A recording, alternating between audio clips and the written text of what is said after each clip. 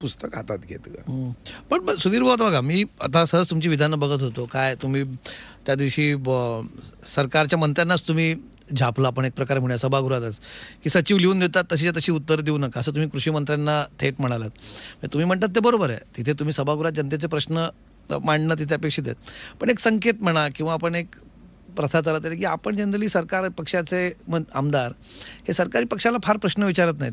ते काम सुधीर भाऊ करतात का सध्या? नाही, सरकारी पक्षाला प्रश्न विचारले जातात. मला वाटतं की असं नसतं की धान उत्पादक शेतकऱ्यांचं लष्करी अग्नी नुकसान झालं, अधिकाऱ्यांनी उदासीनता दाखवली. नोव्हेंबर महिन्यात पंचनामे करण्याची विनंती पत्र आम्ही सरकारला दिलं.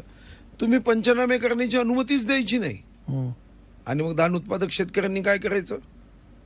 बरं, त्यांचं नुकसान झालं हे सिद्ध कसं करायचं तर तेही मी समजून सांगितलं. मी तर उत्तरही समजून सांगितलं. पण मग थेट मंत्र्यांनाच प्रश्न विचारतात. तुम्ही असं बघितलं की सुधीर भाऊ सरकारला धारेवरती धरतायत? नाही, असं आहे, जशी दृष्टी तशी सृष्टी.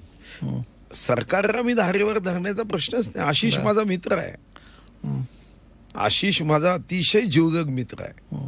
त्यामुळे मी त्याला काही असे मी त्यांना प्रश्न विचारण्याच्या अगोदरच सांगितलं होतं की उत्तर अधिकाऱ्यांनी लिहून दिलेलं बरोबर नाही आणि त्या उत्तरानुरूप सरकारने कृती करू नये. तेच मी सभागृहात सांगितलं, अगोदरही सांगितलं, सभागृहातही सांगितलं.